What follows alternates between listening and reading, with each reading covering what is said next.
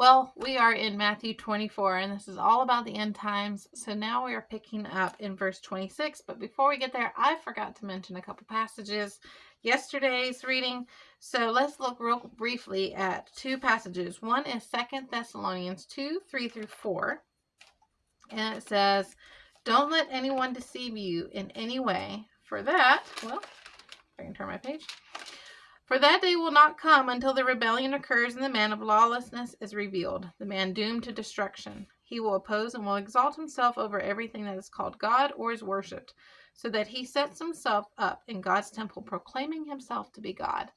And this is going back to the abomination of desolation that we were talking about. So these are the things that are going to come. And this is there's prophecies all throughout Scripture as to showing us and tying all these things together.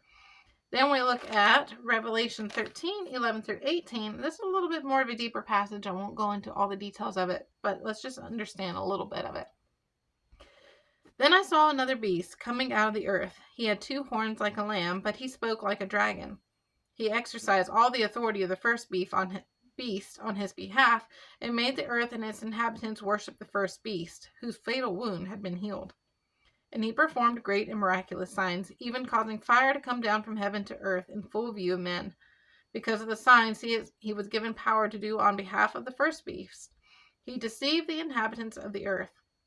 He ordered them to set up an image in honor of the beast who was wounded by the sword and yet lived." Okay, this is going to this abomination. This is the Antichrist. These are the things that are being deceived, causing the people to be deceived. He was given power to give breath to the image of the first beast so that it could speak and cause all who refused to worship the image to be killed.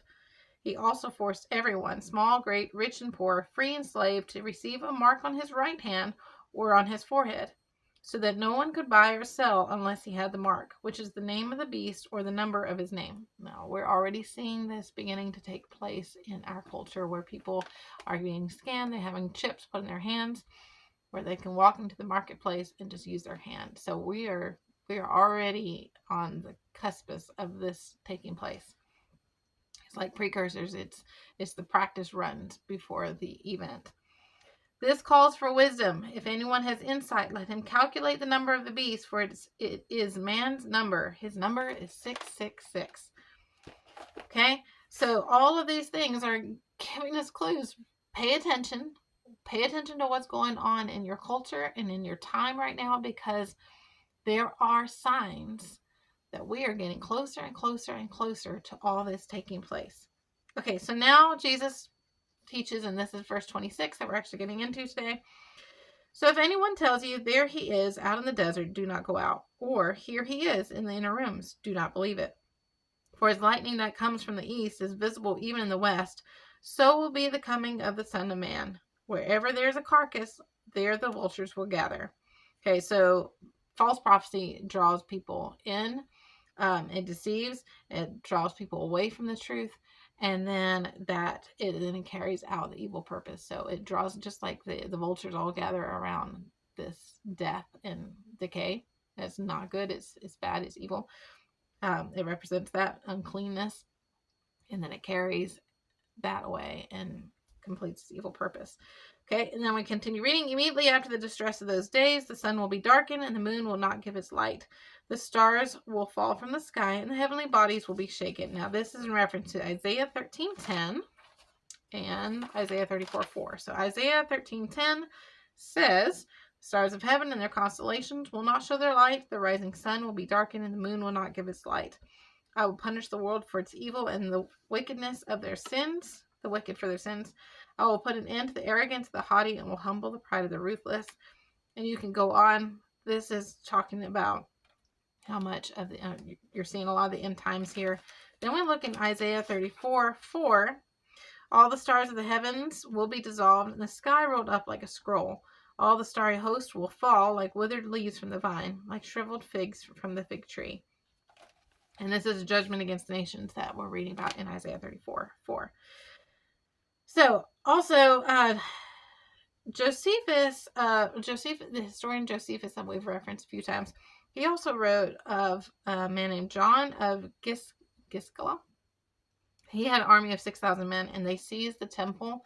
And 2,400 zealots actually joined him there in the inner quarters of the temple.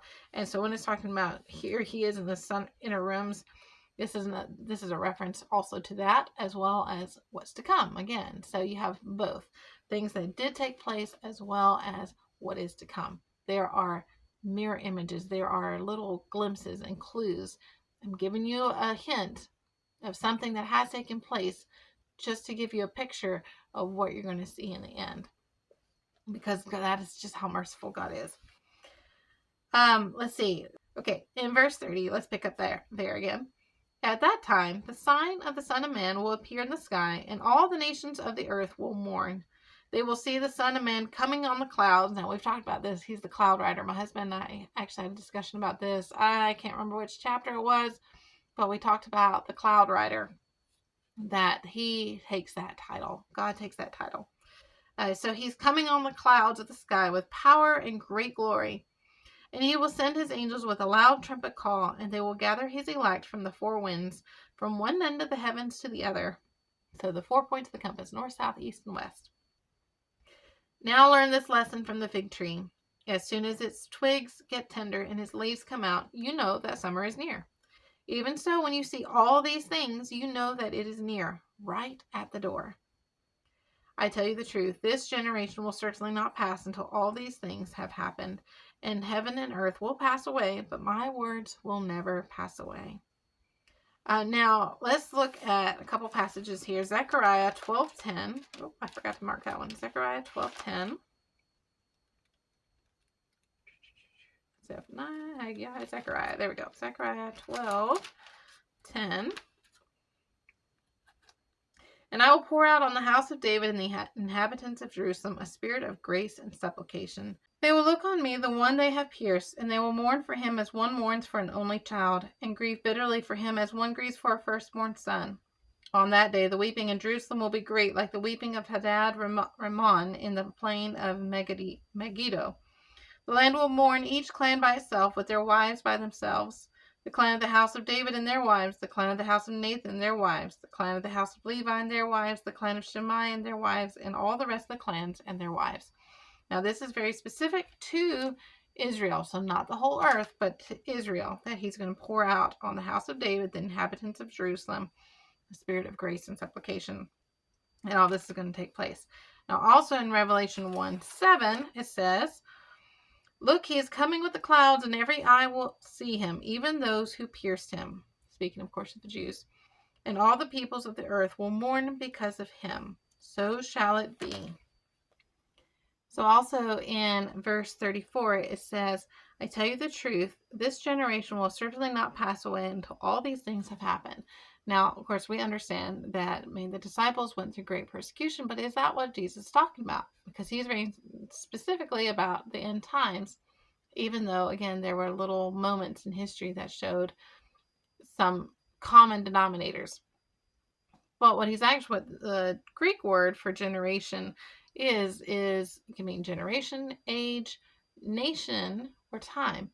So what he's describing here is, I tell you the truth, this nation, Israel nation, the Jewish race, they will not pass away.